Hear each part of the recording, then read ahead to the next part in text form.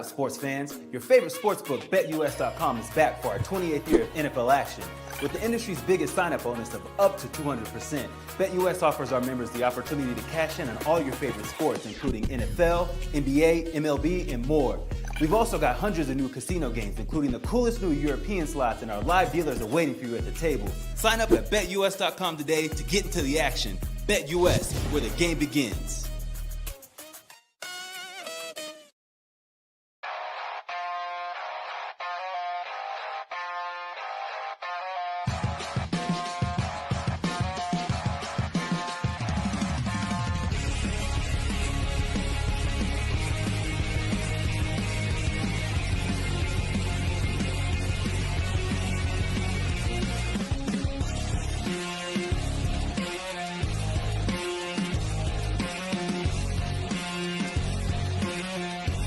And now, broadcasting live from Las Vegas, the Snake Sports Talk Show with Jake Silva starts now. Oh, here we go. Ladies and gentlemen, so much to take in from this weekend. Super Bowl 60, two different halftime shows, and a story to be told, and then not to mention, we got a new hire amongst us for the Las Vegas Raiders, Clint Kubiak, on the way. We'll talk more about that here on the Snake Sports Talk Show. Wherever and however you may be watching and listening, thanks for making us part of your day. Couple minutes from now, current NFL running back Chris Collier is in my hometown of Las Vegas to discussing the Clint Kubiak hire and some bright futures amongst in Las Vegas. I'm excited about it. Well, we definitely had ourselves a Super Bowl, didn't we, folks? And I know for a lot of people who are watching, wherever and however you may be watching, I know it's got to feel sad because we got to wait 7 months for the next football season. But until then, we got the draft. We got free agency. We got the schedule release. So it can't be that bad. But first off, I want to basically say congratulations to the Seattle Seahawks, 4th trip to the Super Bowl, 2nd Super Bowl title in franchise history, and they are right now building a powerhouse. And you know what's funny is Seattle was at this point earlier on years ago. Now, the first trip to the Super Bowl was Matt Hasselbeck and the rest of them. You all remember Sean Alexander, many great players that have came into this organization, even Lofa Tatupu. Lots of great players in Seattle. And the Pacific Northwest, it's a beautiful spot in Seattle, Washington, can tend to get a little bit humid, when you're close to the waters, it's very agua, and there's great seafood, especially when you're up and into the pier area. But Seattle, they have a strong culture. Anybody that's ever been in the city of Seattle, that's where the Pop Culture Museum is, Starbucks founded, and you got the Seattle Seahawks. Boy, does this got to feel great for Seattle fans everywhere. And what I've noticed, and a lot of people all said this, because for 3 quarters, we didn't even get anything except for field goal kicks. And everybody's already going, man, this is boring. Isn't it not football? There's no running up the scores. Listen, folks, just because football games like this, especially in the Super Bowl, aren't to your liking, does not mean it's not football. If you can't understand what I watched, which was basically chess matchup, defensive gameplay, efficient run game, and then game managing by both quarterbacks. If you did not end up watching that way of a Super Bowl, you don't understand football. I'm sorry, I got to kind of be real there. But both defenses played dominant. Now, New England eventually cracked later on in the game. But 15 punts in that game should tell you one thing. Both defenses never wanted to give up. They wanted to get both their offenses back out onto the field. And it just so happened that Seattle was the prime victor, and it happens. But Seattle, they were clever. They were crafty. Not to mention, you know how many times the broadcast booth kept mentioning about JSN, and especially with the great season he's had, Offensive Player of the Year? And listen, New England did the right thing. Take away their strongest weapon, and that was Jackson Smith-Njigba. They did the right thing. But all it took was for classic coaching and game managing by the quarterback. And that's exactly with what they've done. So I am surprised. And in my opinion, I think in this game, it was clever. And truthfully, there's a lot of talks up in it. And I will say this. That ground game, if you let Kenneth Walker walk in free agency, that's not going to be good for Seattle. Because now you're going to be hoping Zach Charbonnet is back from torn ACL. You don't know what he's going to end up looking like. And Kenneth Walker was running all over the field. They were destroying the ground game. You know, it's funny. Seattle was built on that. Sean Alexander, Chris Carson, Marshawn Lynch, Kenneth Walker. They were big on ground games. That's always how Seattle's played. So when you think about that, it's remarkable. And I got to say, it really makes me happy when I see a football game that even for quarters when it felt nothing but chess and it felt nothing but playing neck and neck towards each other, and then quarterback play and management, and then on top of it, efficient run game. The running backs are definitely getting their credit. But this is also where I want to talk about this too before we bring up our guest, is this Super Bowl, what it was defined. It was defined by trust. It was defined by grit.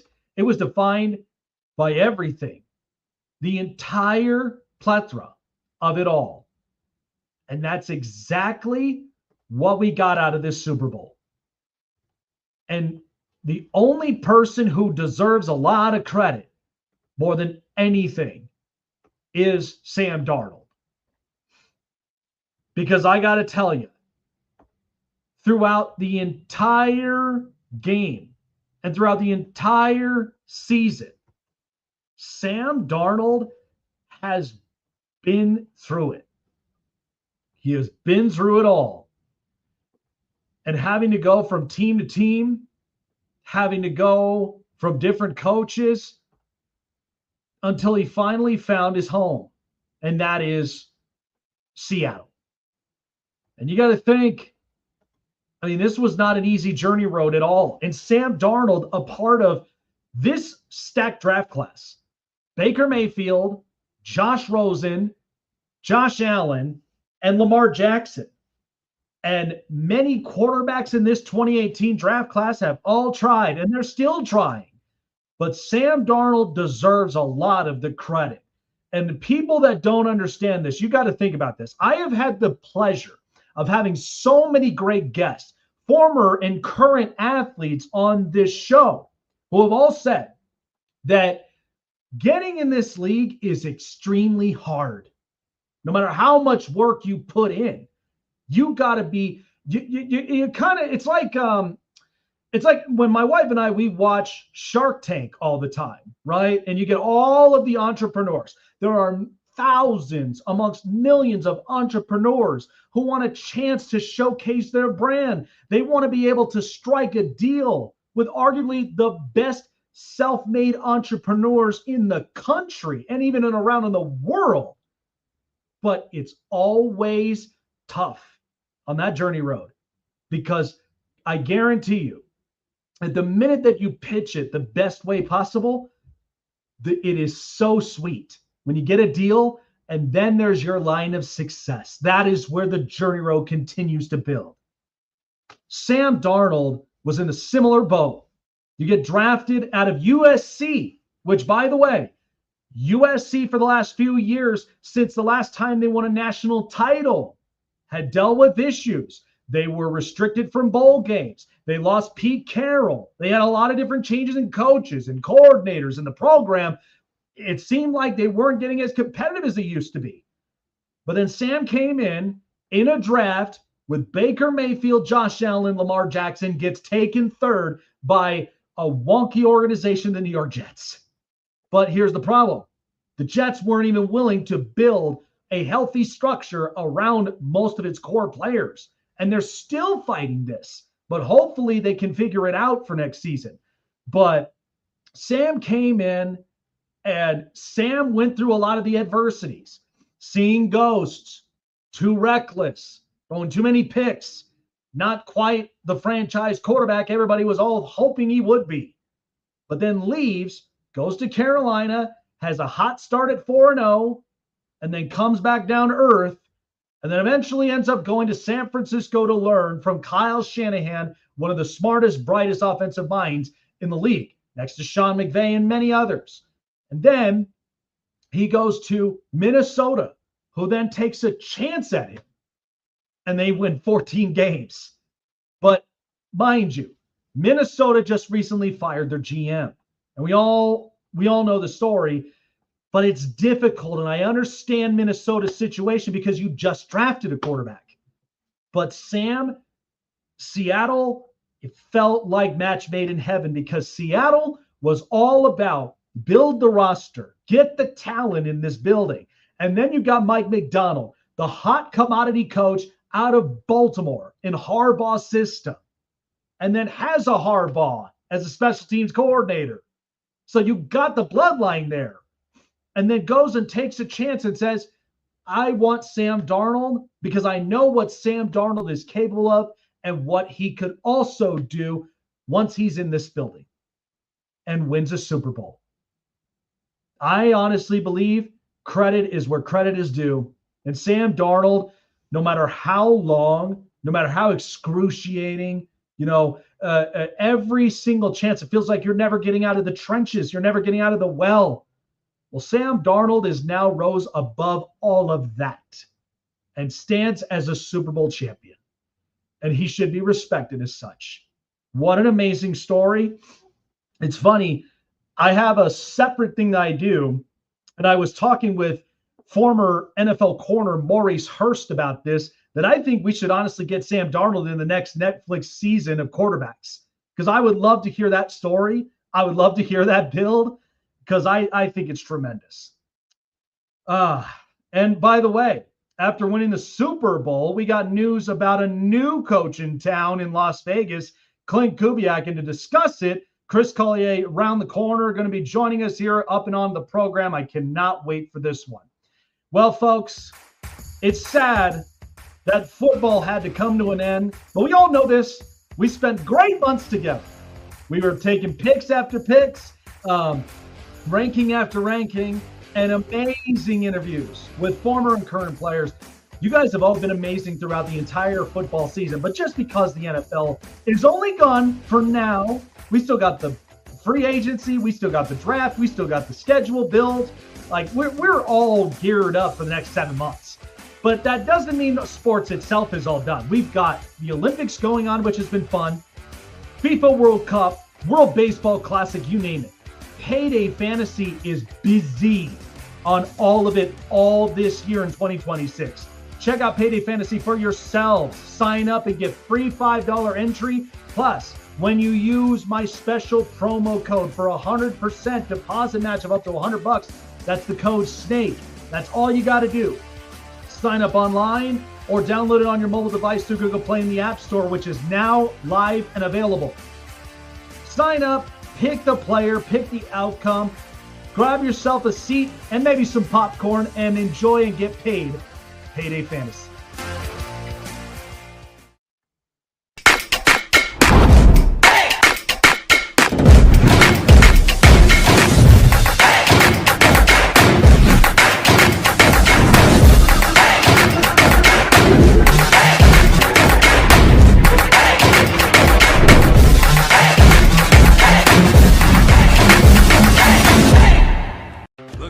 show with the best takes and opinions? Want a show with the best coverage around the world of sports? Jam-packed with an all-star interview lineup? Then the best place to find it all, sports and entertainment, is right here. Join Jake Silva on the Snake Sports Talk Show, presented by SeatGeek and BetUS. Weeknights at 8 p.m. Eastern, 5 Pacific on Sports Wave Network. Well, Super Bowl 60 was definitely a story. And now we got the newest story of the newest coach in town. I'm excited to hear about the excitement happening in my hometown of Las Vegas with the Raiders, with Clint Kubiak now officially the head coach and joining us. Who's going to get a chance to meet him. And really excited to be under this new regime. Chris Collier joins us here on the program. What's up, Jake? It's great to have you, man. Good to have you, man. Well, it's official. Clint Kubiak, now officially a part of the silver and black.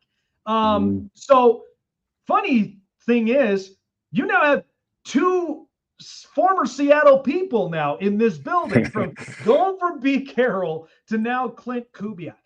Tell me, what is the excitement going right now for a lot of Raider fans? Because, again, I'm from my hometown in Las Vegas, and when we get big news, it's big news, and everybody's all bought into it. What do you think, man? Oh, man, I believe the whole team is in hurrah right now, especially with watching the Super Bowl, and obviously we're all rooting for him. We wanted to see him come out with that win and then bring over that, good juju over here for the team that, really needs it. We really need a shift, and he's the perfect guy to come in and help us do that, to be honest. I mean, everybody's on board, everybody's on deck, and everybody's ready to, see what he could do.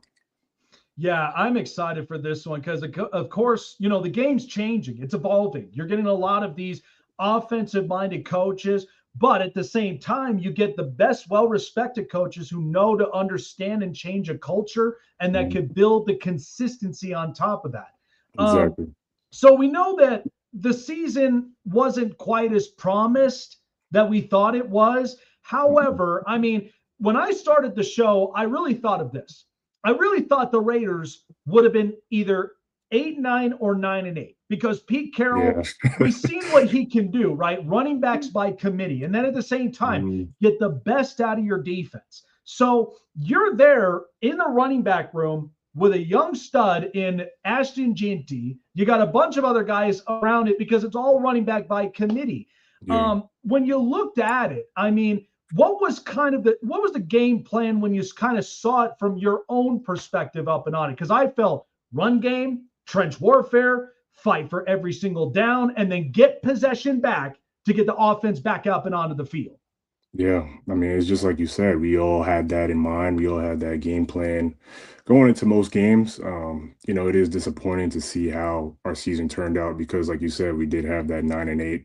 We didn't have that mindset, but obviously you're shooting for going 500 or more, to be honest. And to see that not happen and to see the amount of work that not only we put in, but the coaches, I've seen a lot of work put in to really bring the game plan full circle, and it just didn't come true whenever it came down to it in games, and just the ball just didn't roll our way, to be honest. But we, from the amount of times we, went through what we had to go through with OTAs, training camp, X, Y, and Z, how hard we're practicing, and just to not see it come true, it's hard seeing it, but it's just, it is what it is, man. It is tough because, I mean, you put so much work and effort in it, before the season starts. You go into camps, you go into OTAs, and then, the season's on and you guys are trying to stay healthy. You're kind of recovering the best way that you can. So it's a long uphill battle up from here. But the excitement you got to feel good about, man. I'm excited to see this, but I will say this. We watched this offense last night have a dual tight end set. You guys got a dual tight end set, Michael Mayer and Brock Bowers. The only thing that I think for the Raiders, because there's a lot of money to spend up from here. And I'm just saying this from a GM perspective, if, being appointed, here's what I look at. I look at Clint Kubiak as he's the young hot commodity as an offensive mind.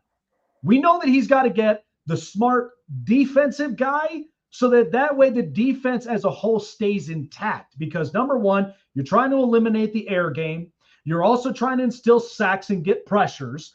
And any way you can to get the offense back on the field so that way Clint's strong suit in offense is all about running the football. It's all about making smart decisions, move the chains.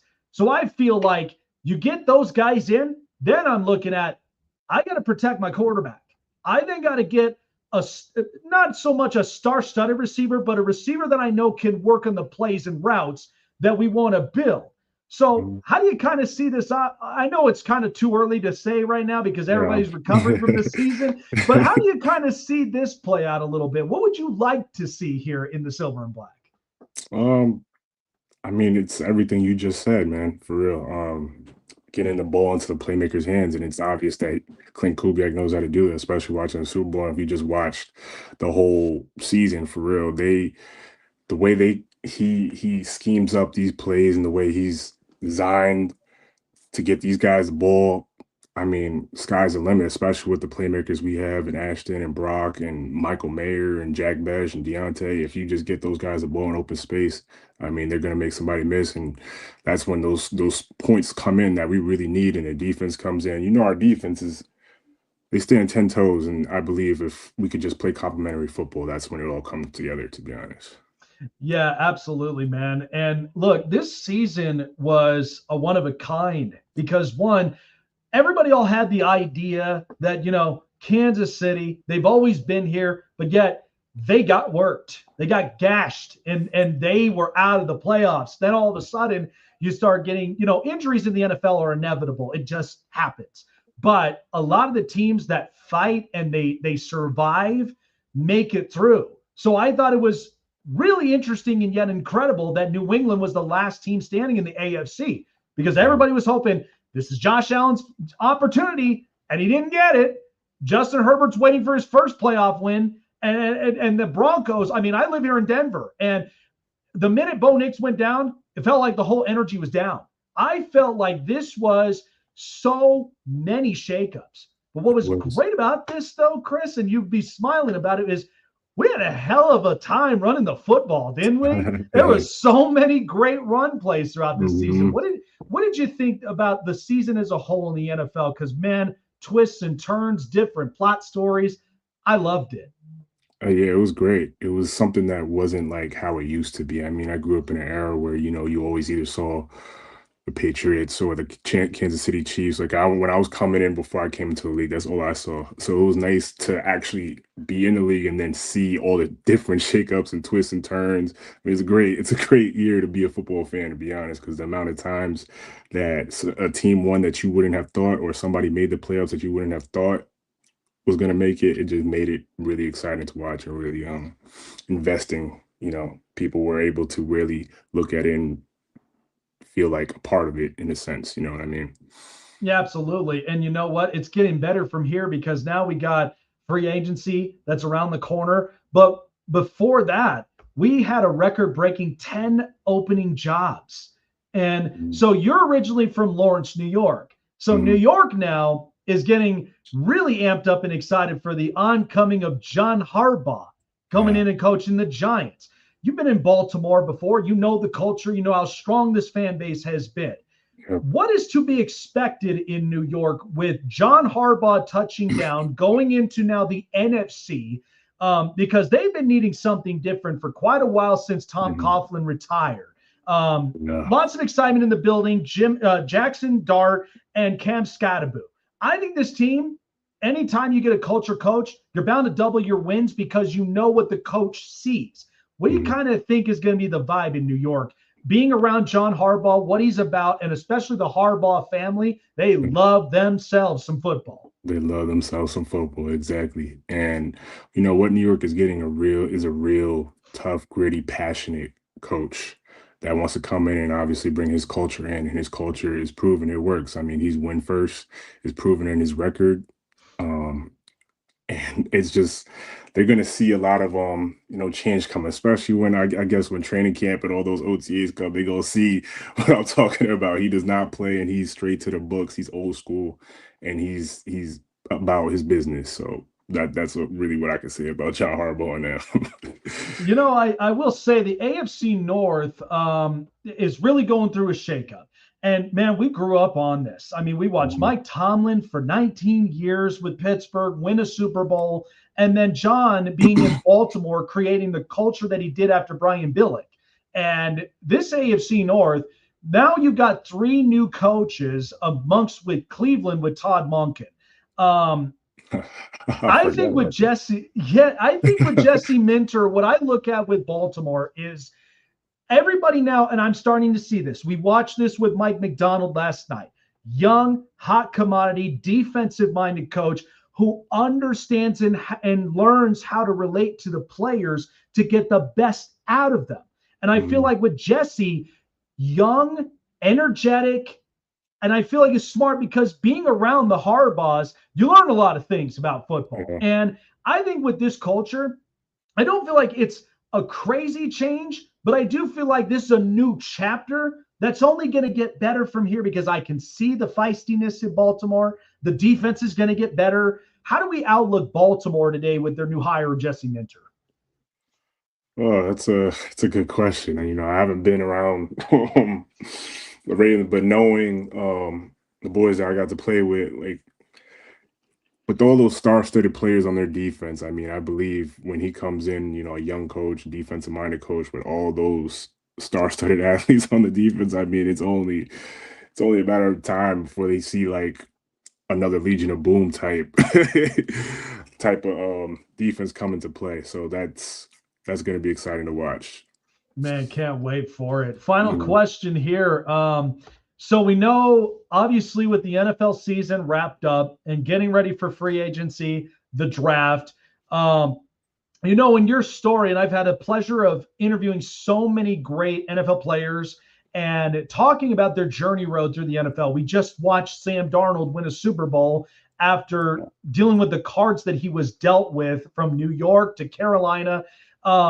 And in your story, you start out and you're here and you've gotten a future contract with this organization. So you got to feel great about it. Like, what's kind of the thing what's kind of the secret sauce for our audiences, especially the youngsters who are playing in the youth, pee-wee, high school ball and in college, what it takes to be here at this level and where you are and what it needs to be with as far as mastering your craft, continuing to work and continue to think positively, even when things don't feel like they're going right.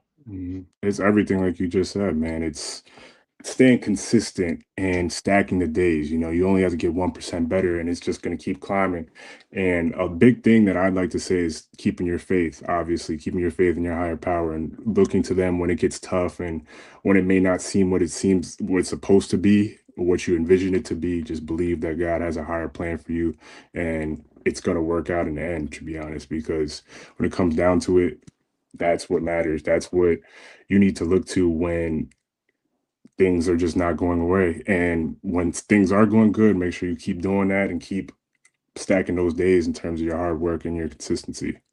Amen to that, man. Absolutely love it. Chris, appreciate you for coming on by, man. Enjoy it. You guys have earned it. Now you got the next few months to recoup, recover, and then it's all back to work. What's the first question the minute you meet Clint Kubiak? What's the first question that goes through your mind when you get a chance to outlook with what this offense is going to look like? Anything in mind? That's a good question, man. That's something that I haven't really thought about. But if I had to say one off the top of my head, I mean, obviously I want to congratulate him on the Super Bowl and what he's done in the mastercraft of what he's got going on. And obviously just pick his mind in terms of offense and how he sees this thing going, his philosophy, how he looks at it. And that's really what it might be more than one question, honestly. Right? There you go, man. Well, Raider Nation, he's excited. I hope y'all are excited. Clint Kubiak is up and around the corner, heading up and into Vegas.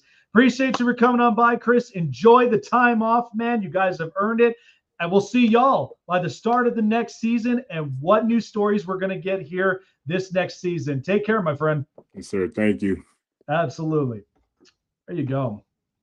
And he's just as amped as excited. And I hope that, Raider Nation, all the fans out there who are diehard silver and black fans, you guys, I mean, it's going to be fun. Offensive minded. It's a great time to be alive.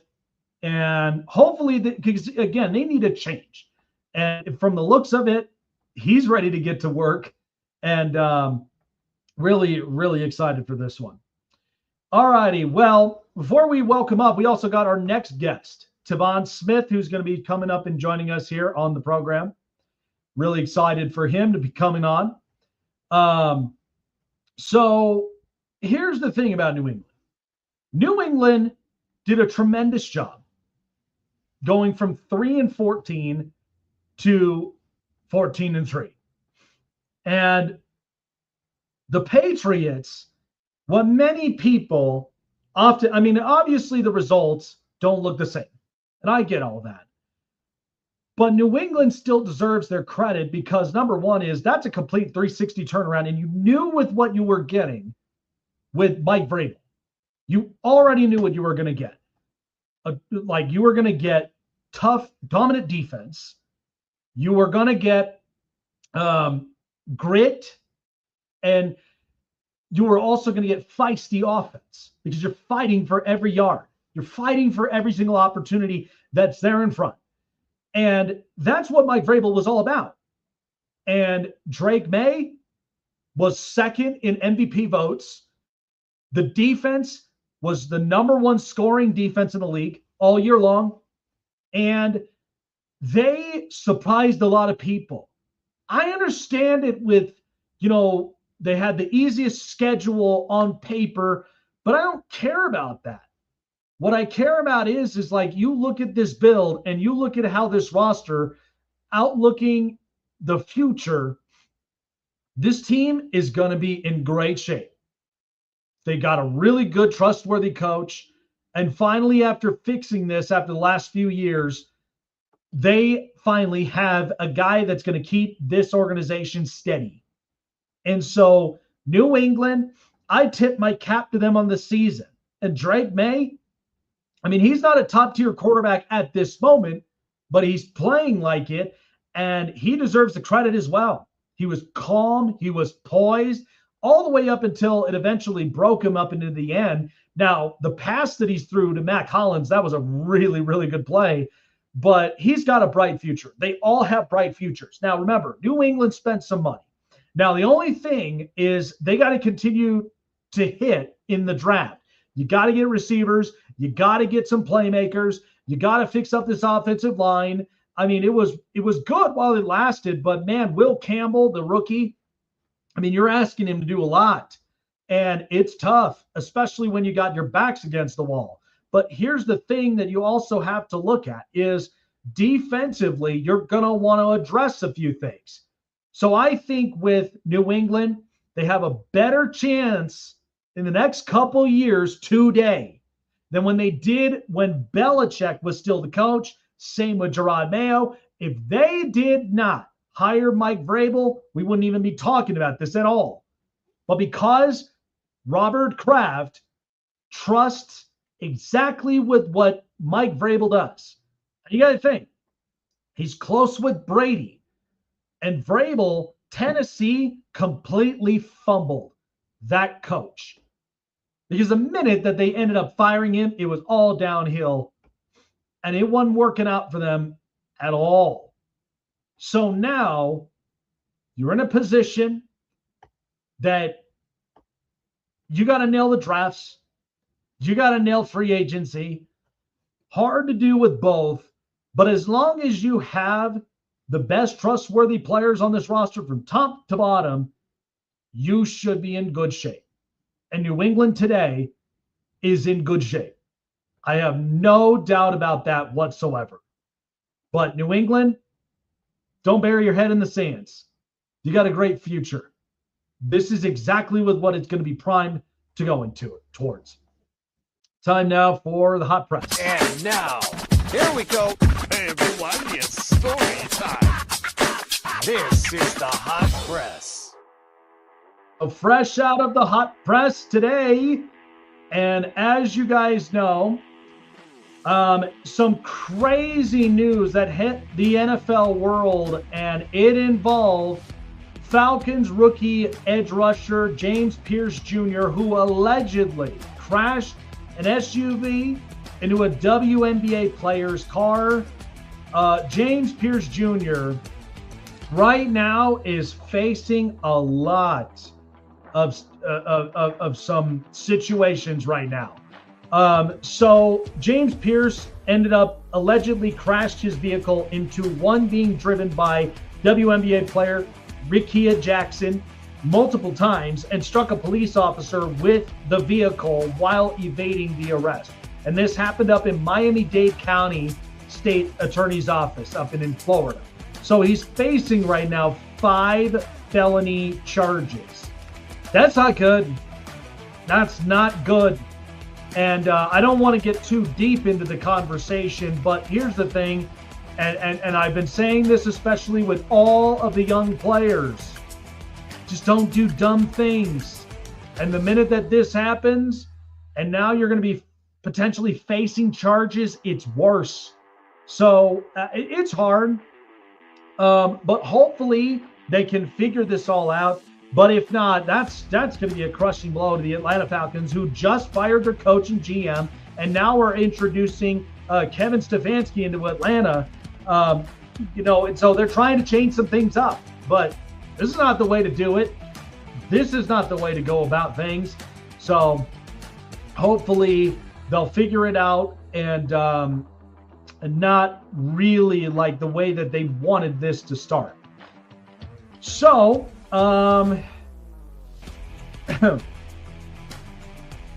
so interesting enough, Clint Kubiak, as we mentioned here before with Chris Collier on the program, Kubiak is fired up about taking the Raiders coaching job.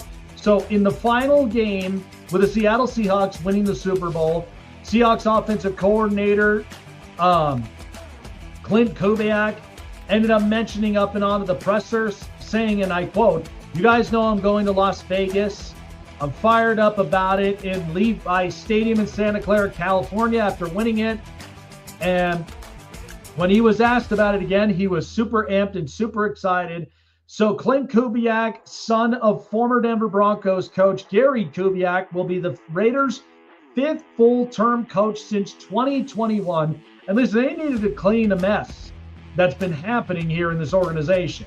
And so with Clint Kubiak at the helm, I think offensively they are going to get better.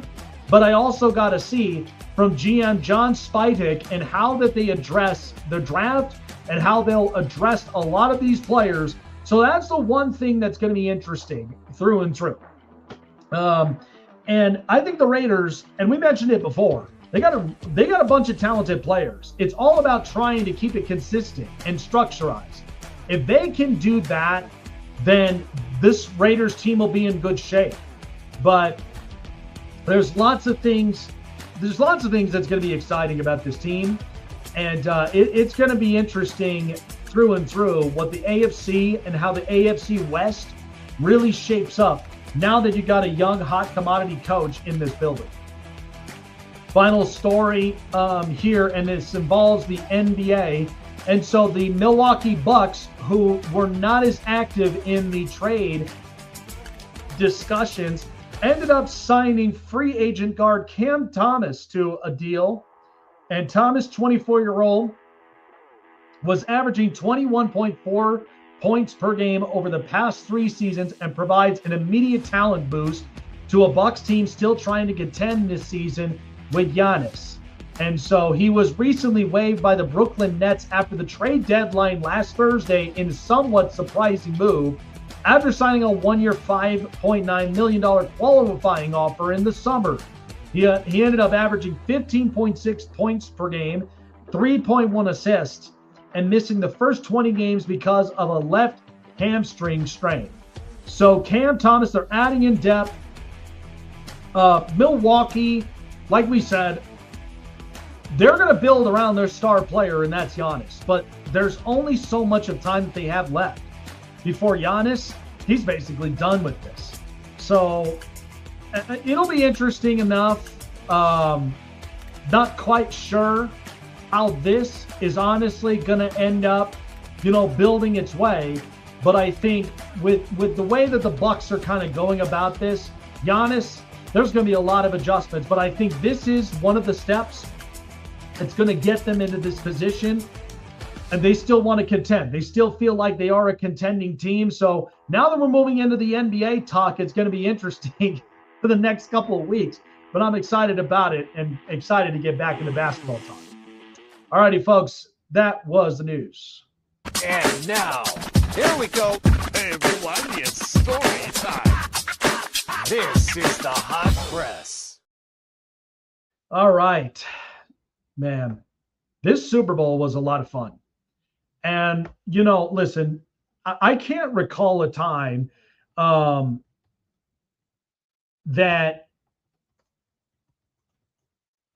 when a Super Bowl basically was this controversial. First of all, because we had 2 halftime shows and everybody was all like, I like Bad Bunny better. No, I like the All-American. I like Kid Rock and Brantley Gilbert. I've never in my entire life have ever had to deal with a controversy that went all the way into having 2 halftime shows. Listen, I'll be honest, everybody has preferences. And I was even saying this, you can't make everybody happy. You really can't. And it doesn't matter. And at the same time, I understand times may seem like they're really tough, but at the same time, you really got to just care about you and yourself and your family. And it's hard. I understand it. Everybody has different views. Everybody has different codes. Everybody has different preferences. Isn't that what's unique about all of us human beings? Is we just have different preferences. You wanted to watch Bad Bunny in the Super Bowl halftime show? You go right ahead.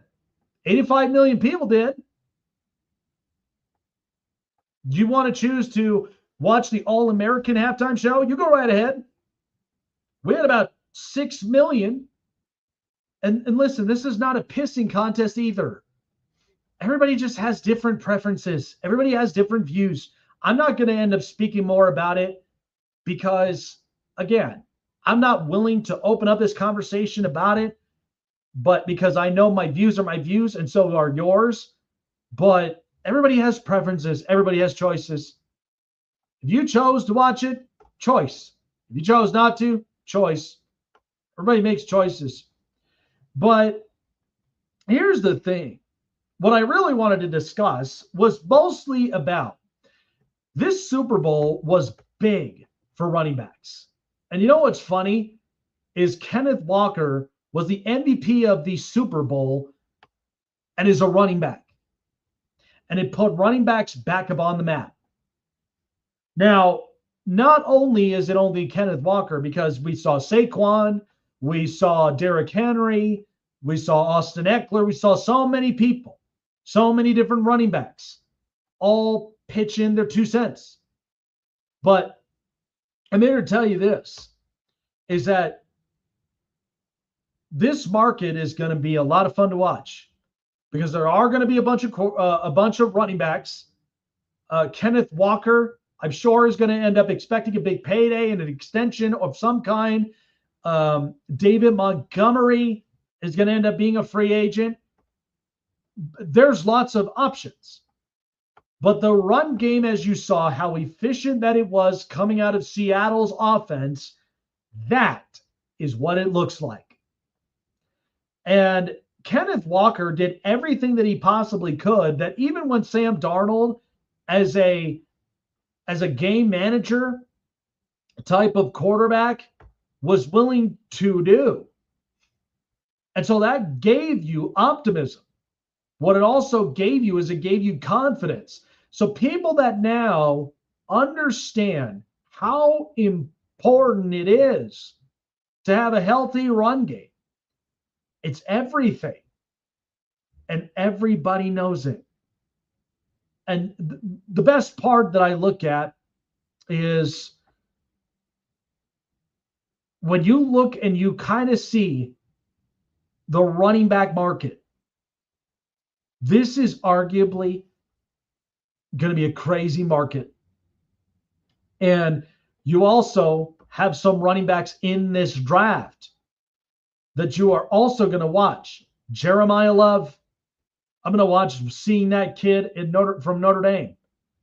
I am also excited to see a bunch of other youngsters, the one kid out of Washington. And the formality of the NFL now in football as a whole, because we know it's pro offense.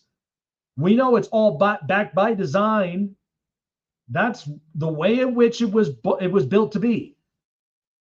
But watching this run game and Kenneth Walker winning the Super Bowl MVP was classic. I couldn't even believe it. But I loved every bit of it.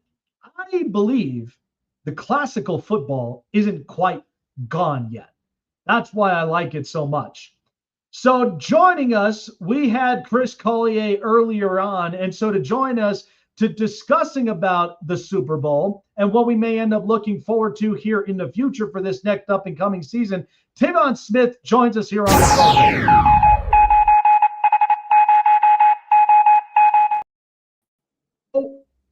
People didn't understand this, Tavon, but here's what I saw.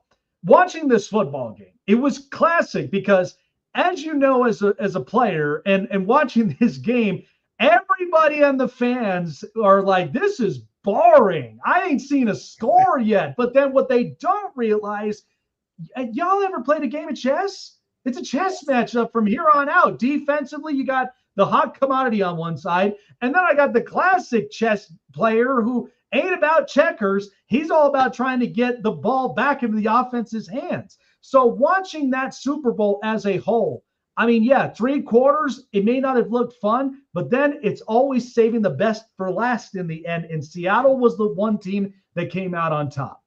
Yeah, for sure. I mean, it's first off, it's a game of inches. Second off, man, it's all about field position. So at the end of the day, man, like these guys are out here playing amazing defense, but like you can't win on offense all the time. As an offensive player, I'm obviously biased.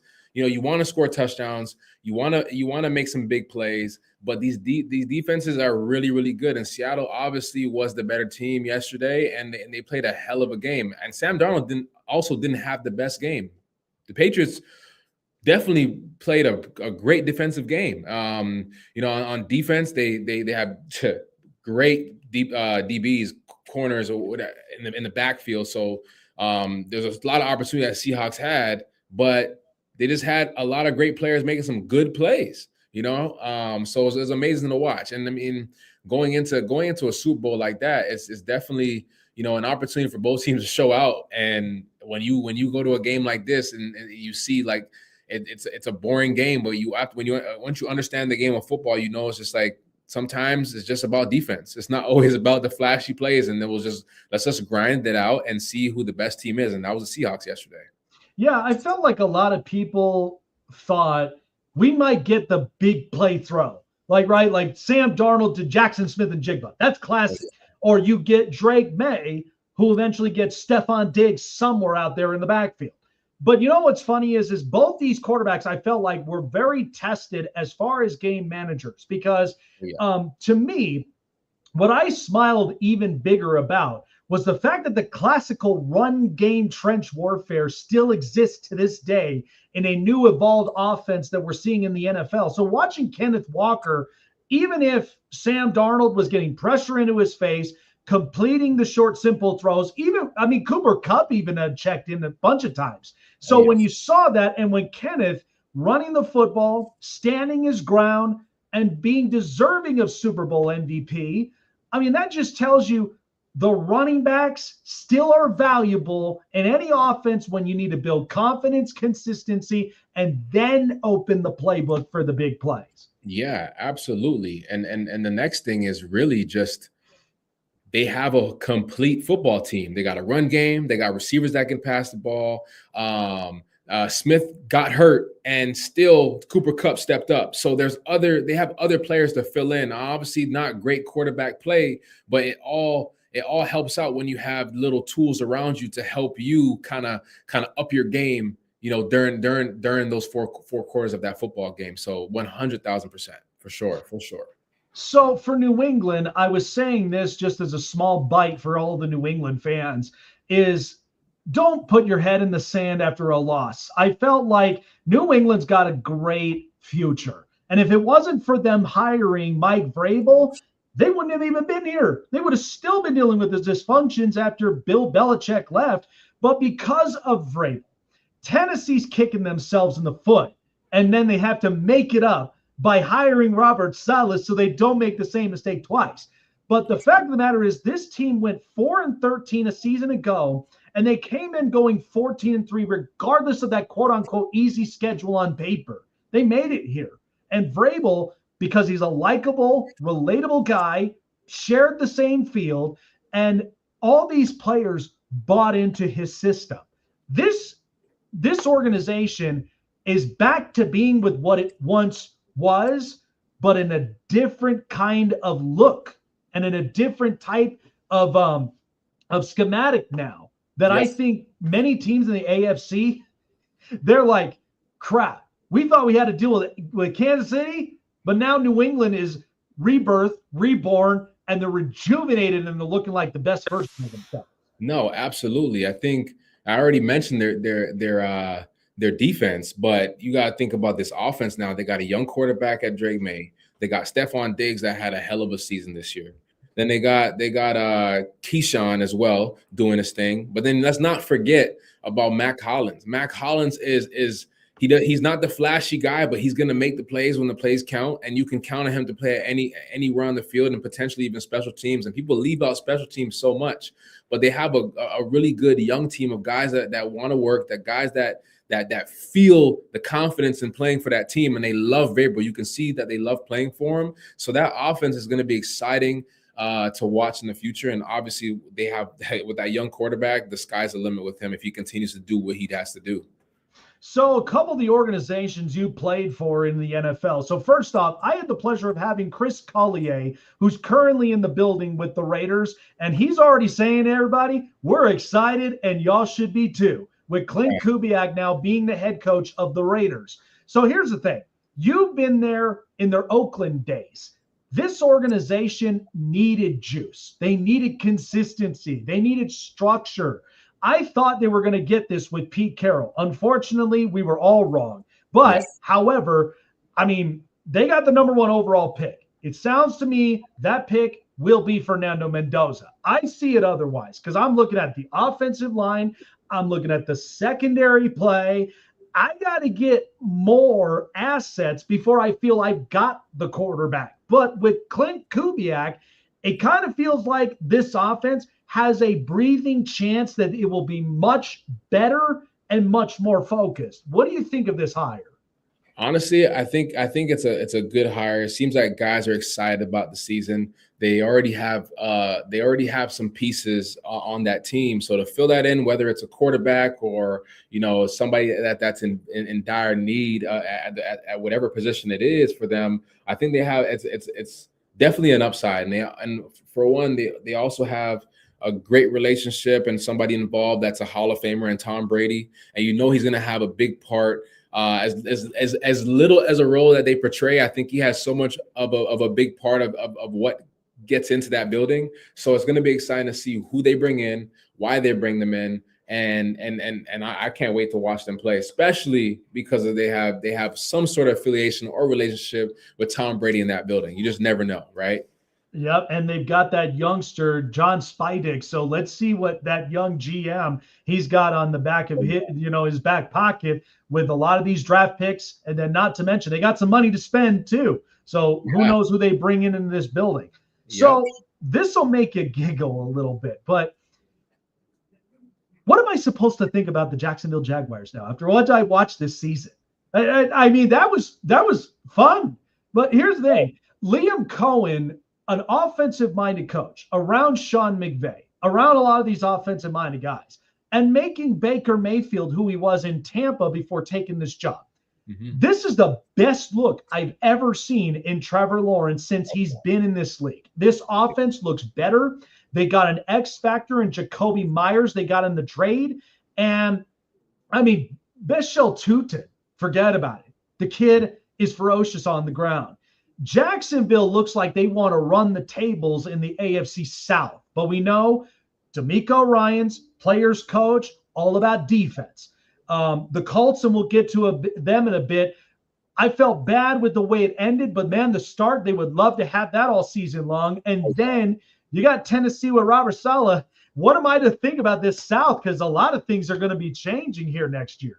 Yeah, absolutely. I think for one, when it comes to that team, man, like they have so many special pieces, and Trevor Lawrence, like, everybody was kind of, I think it's kind of like they never gave up on him. Thank God I never gave up on him, but like, it's like a Sam Darnold situation. Like you go on all these teams and whatnot in his situation, or you have a guy like Trevor Lawrence and like, there's not a lot of trust in it until you get that right coach. It's always that one. All you need is that one opportunity, that one chance with that coach that believes in you, and then see what Sam Darnold has done. And that's the same situation with Trevor Lawrence. He's obviously been on this team, and everybody kind of seems like they gave up on him, but he ended up having that one coach that believed in him and knew how to coach him, and was able to propel and get him to the level that he needs to be playing football. So that's exciting to see. And then like I said, they got, I mean, you can't forget about Travis Hunter. He's an amazing athlete. Did a lot of good things when he was up and like going into the season. So you just never know. I know that he has a lot in him. I know that he's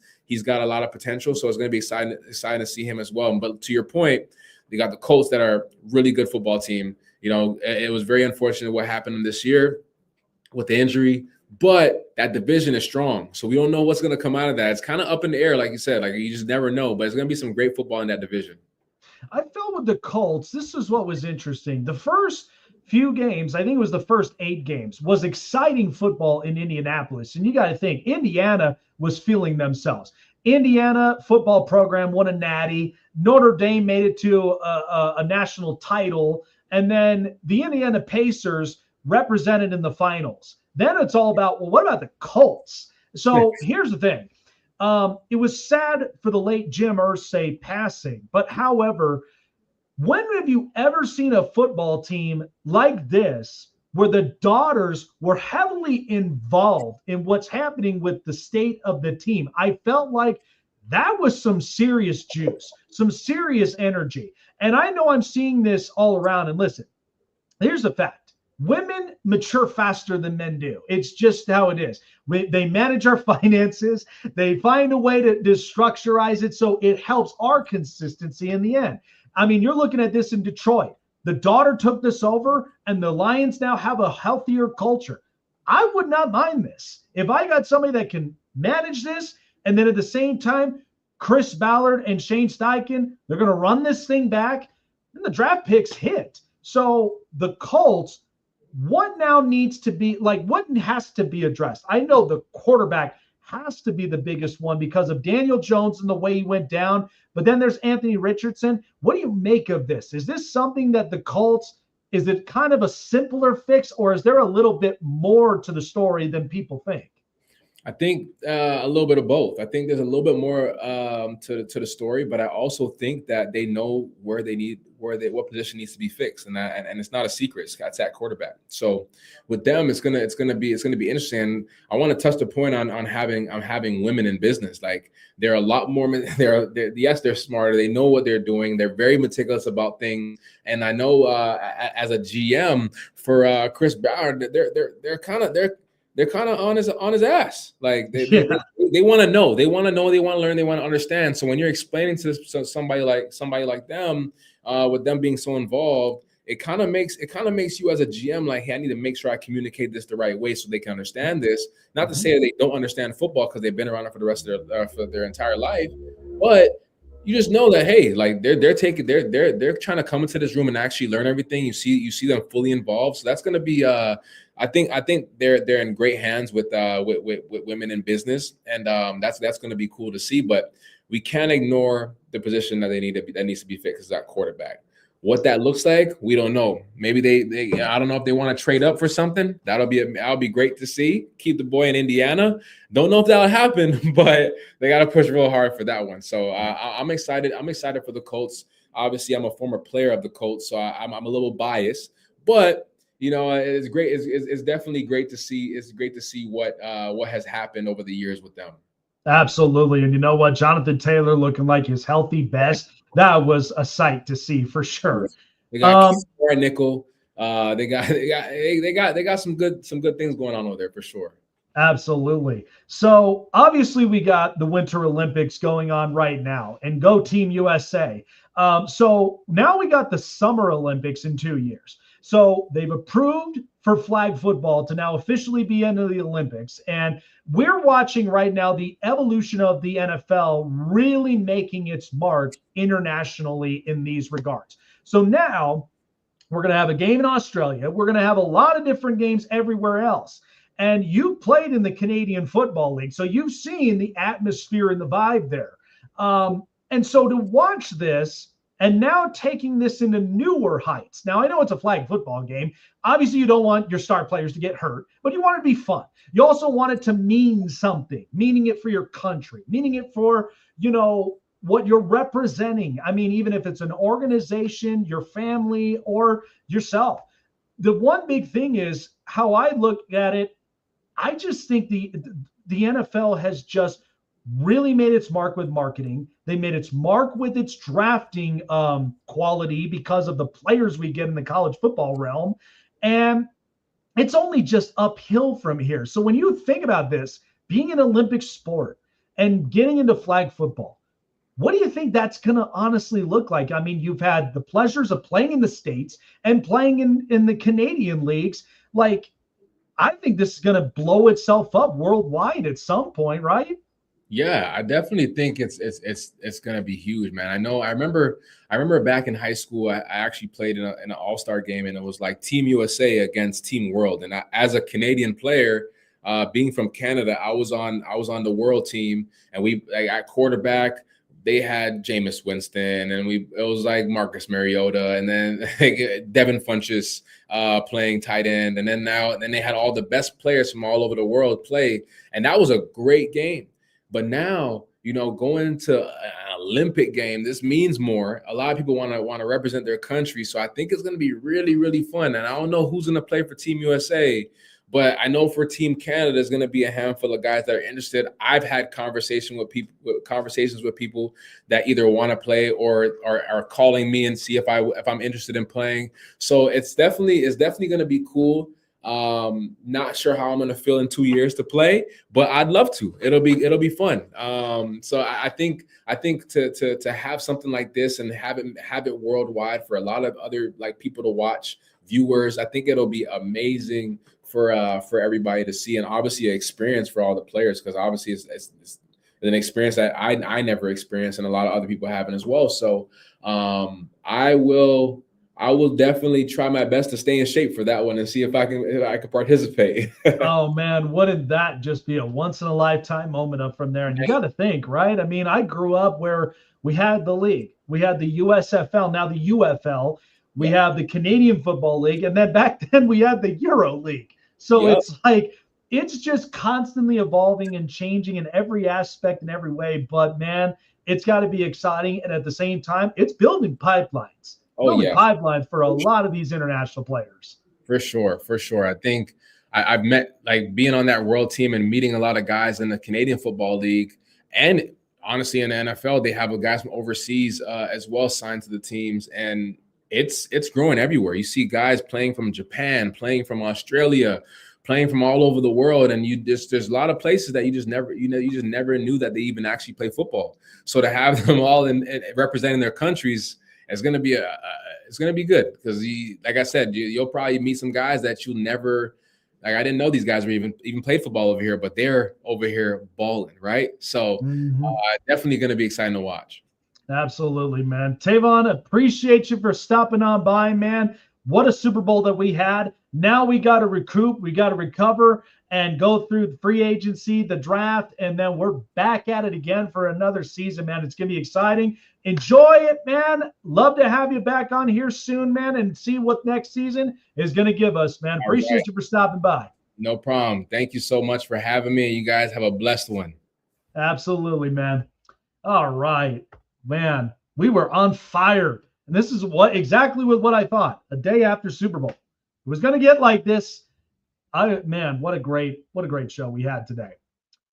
All right, folks, that's going to do it here for us at the Snake Sports Talk Show. We're back Wednesday. We got more great guests along the way. Josh Dober, 104.3 in Denver. Denver Sports talking Nuggets, Broncos, little bit of Colorado Avalanche. What's happening in the city of Denver? All here live from Denver, Colorado, the Snake Sports Talk Show. We'll see you guys on Wednesday. Take care, everyone.